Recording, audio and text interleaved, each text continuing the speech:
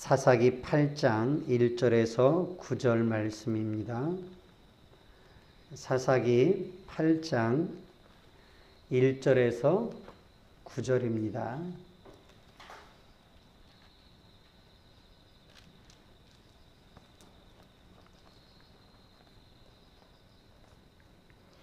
사사기 8장 1절에서 9절 한 절씩 교독합니다. 에브라임 사람들이 기드온에게 이르되 네가 미디안과 싸우러 갈 때에 우리를 부르지 아니하였으니 우리를 이같이 대접함은 어찌 됨이냐 하고 그와 크게 다투는지라.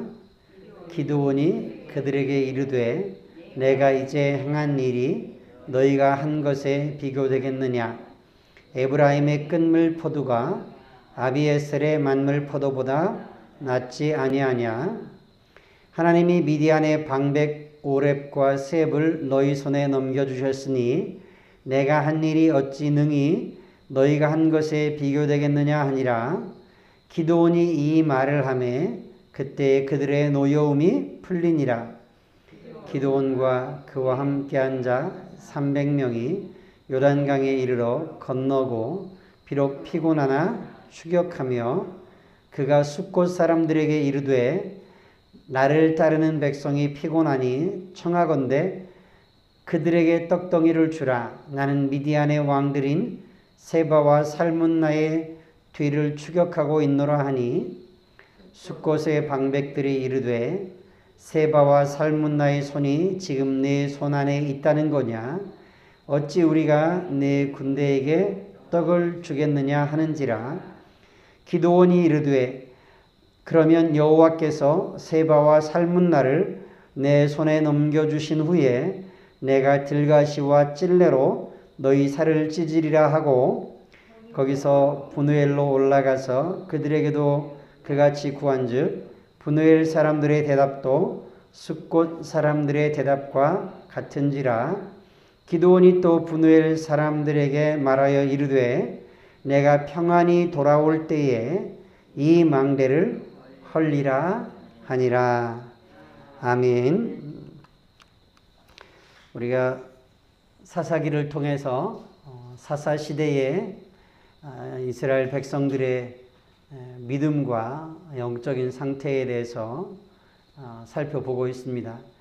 이것을 살펴보면서 우리가 나는 어떠한가, 그리고 지금 이 시대의 교회들은 어떠한가, 또 이 시대의 이 세상은 어떠한가 하는 것을 우리가 함께 같이 생각해 보면 좋겠습니다. 오늘 1절에 에브라임 사람들이 기드온에게 네가 미디안과 싸우러 갈 때 우리를 부르지 않았다.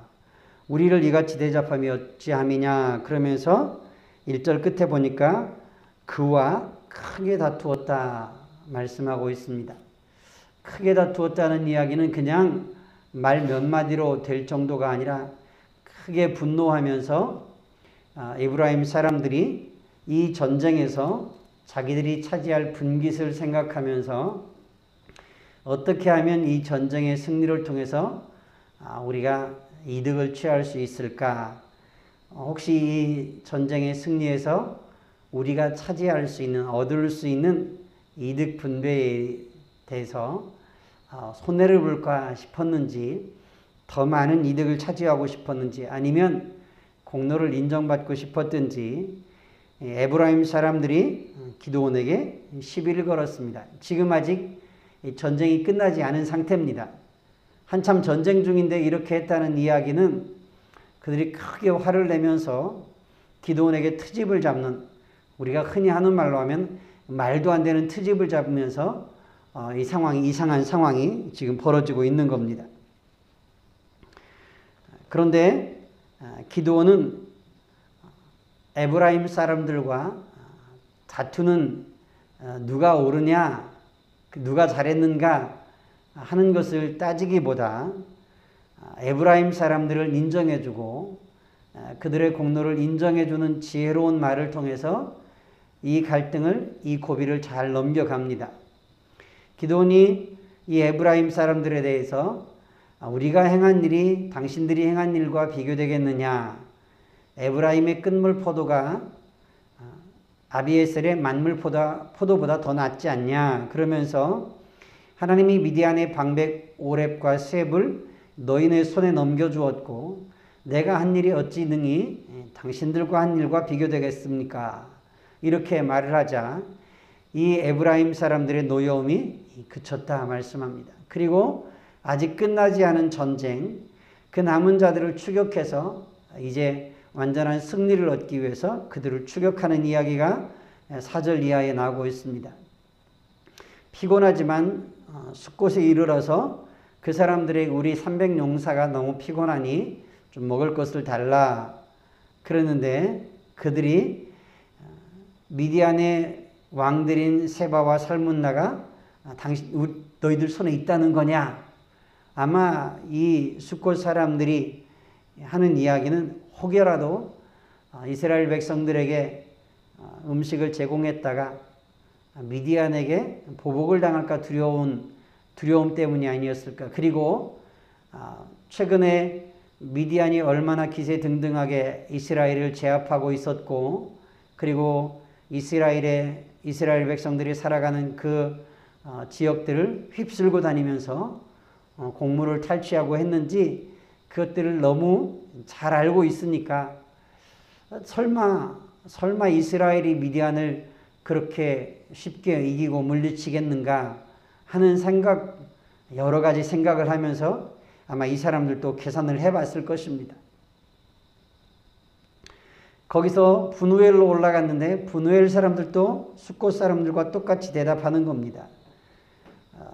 기드온은 그 숫곳 사람들의 대답을 듣고 7절에 보니까 그러면 여호와께서 세바와 살문나를 내 손에 넘겨주신 후에 내가 들가시와 찔레로 너희 살을 찢으리라 이렇게 말을 하고는 쫓아가서 그들에게 추격하고 이제 승리를 거두고 돌아올 건데 그 돌아올 때에 하나님이 평안히 돌아오게 하시면 이 망대를 헐리라. 분우엘 사람들에게도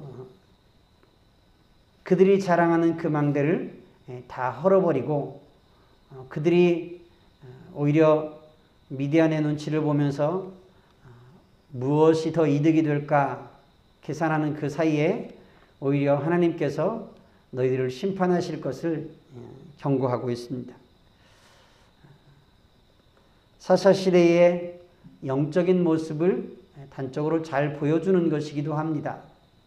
왜냐하면 미디안의 학대를 당하고 탈취를 당하고 그렇게 괴롭힘을 당하던 이스라엘 백성들 사이에 이 전쟁에서 승리해가는 그 과정 속에서 에브라임이 공을 차지하려고 나서고 그리고 아직 전쟁도 다 끝나지 않은 상황 속에서 어떻게 하면 이득을 좀 더 가져가 볼까 하는 속셈에서 기드온에게 시비를 걸고 이스라엘 백성들이 하나님을 의지하고 믿음으로 전진하고 나가서 그 땅 백성을 몰아내고 그 땅을 차지하고 하나님의 말씀에 따라서 움직여지면서 하나님의 뜻을 받드는 그러한 거룩한 모습이어야 할 텐데 이 백성들 안에서 어떻게 하면 이득을 더 볼 수 있을까? 어떻게 하면 내가 이익을 더 취할 수 있을까? 이방 사람들과 똑같은 생각을 하고 있습니다. 제가 어제 말씀드렸지만 바알과 아세라를 이스라엘 백성들이 섬기는 것은 풍요로움을 더 누려보자. 가나안 사람들이 섬기는 풍요를 관장하고 그리고 타산, 자녀들을 많이 낳게 하고 번성하게 하는 바알과 아세라 신을 섬기는 그것이 이스라엘 백성들도 야, 저 신을 섬기는 게 우리한테도 저렇게 풍요를 가져다 주고 이득을 가져다 주겠구나 하는 생각에서 바알과 아세라를 섬긴 거거든요. 지금 에브라임이 기드온에게 와서 말도 안 되는 트집을 잡으면서 싸움을 걸어오는 것은 어떻게 하면 이득을 더 취할 수 있을까? 이 승리가 하나님께서 우리에게 주시는 승리 그리고 하나님이 우리로 하여금 이렇게 힘을 주셔서 미디안을 물리치게 하시는 이 승리 속에서 어떻게 하면 우리가 더 하나님이 기뻐하시는 승리를 거둘까 하는 생각이 아니라 어떻게 하면 우리 지파에게 나에게 더 이득이 될까, 이로움이 될까 하는 작은 생각을 가지고 싸움이 일어나게 생겼습니다. 하나님의 뜻을 받들어야 하고 하나님의 뜻이 무엇인가 생각하고 하나님의 말씀을 따라 순종하며 전진해 나아가고 그리고 하나님이 원하시는 이 싸움들을 싸워가야 될 텐데 그런데 내부적으로 갈등이 생기는 겁니다. 조선 마렵에 일본에게 나라를 팔아먹고 이 땅이 일본에게 넘겨지고 조선이 망하게 된 이유는 이 당파 싸움들 아니었습니까? 서로 이득을 더 취하려고 했던 사람들끼리 눈치 싸움하면서 그렇게 하다가 결국은 이 나라가 망했던 거 아닙니까? 마치 그와 같은 이스라엘 백성들 안에 거룩한 백성으로의 모습은 없고 어떻게 하면 어떻게 하면 좀 더 이익을 얻어볼까 하는 그러한 생각들만 남아 있습니다. 이런 사회적인 상황 속에서 이스라엘 백성들의 영적인 상태 속에서 아버지까지 동네 모든 성읍의 사람들까지 우상을 섬기고 그런 상황에서 기드온은 하나님의 말씀을 듣고 여호와의 사자의 말씀을 듣고 하나님의 말씀을 따르기로 결심하고 하나님의 말씀대로 행하는 하나님의 말씀대로 전진하고 나아가는 이 모습, 이게 흔한 모습은 아니거든요. 우리가 믿음의 길을 걸어감에 있어서 이 시대 사람들이 어떠한가, 다른 교회들이 어떠한가, 다른 사람들이 어떠한가, 그거 신경 쓸 것이 아니라 내가 하나님 앞에 나는 어떠한 믿음의 사람인가. 베드로 사도가 너희가 어떠한 사람이 되어야 마땅하냐 말씀하는 것처럼 내가 어떠한 믿음의 사람인가, 내가 하나님의 말씀에 어떻게 순종하는가, 내가 하나님 앞에 어떻게 예배하고 있는가, 내가 하나님에 대해서 어떤 믿음을 가지고 하나님의 뜻을 받들려고 하는가, 이것에 우리의 관심이 있어야 하지 다른 사람들은 어떻게 이득을 취하고 있는가, 어떻게 살아가고 있는가 하는 것에 관심 둘 필요가 없습니다. 사람들이 어떠하든지 내 마음 지키고 내 믿음 지켜가고 나는 하나님 앞에 순종하겠다. 여호수아가 죽음을 앞두고 이스라엘 백성들에게 나와 내 집은 여호와만 섬길 것인데 여러분들은 어떻게 할지 결정하십시오. 그렇게 촉구했던 것처럼 나는 오직 하나님만 섬기겠다. 나는 하나님만 의지하겠다. 하나님의 말씀만 따르겠다. 우리에게 이런 결심이 있기를 원합니다. 이득보다 하나님이 원하시는 길, 하나님의 뜻을 순종할 수 있는 마음이 있기를 원합니다. 작은 이익 때문에 그것에 마음 두다가 그것 때문에 갈등이 생기고 다툼이 생기고 오히려 공동체가 손해를 보는 이런 위기를 만날 수도 있습니다. 저와 여러분들은 이익보다 하나님이 원하시는 거룩한 뜻을 먼저 생각할 수 있기를 원합니다.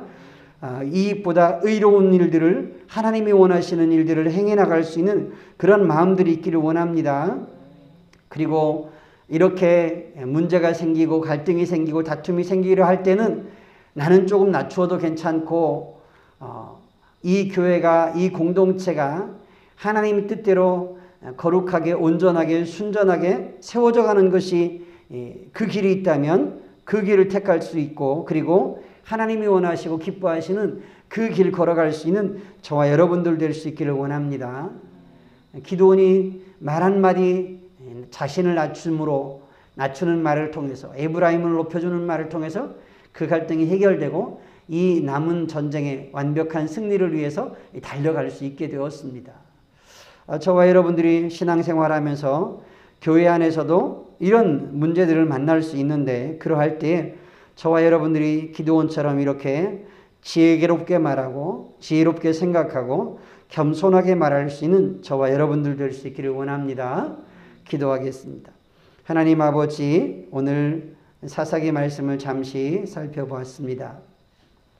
하나님 아버지, 기드온은 자신을 낮추고 에브라임을 높여주는 말을 통해서 갈등과 위기를 잘 넘겨가고 그리고 남은 전쟁 싸움을 향하여 나아가고 완전한 승리를 위해서 하나님께서 넘겨주신 적들을 무찌르기 위해서 나아갑니다.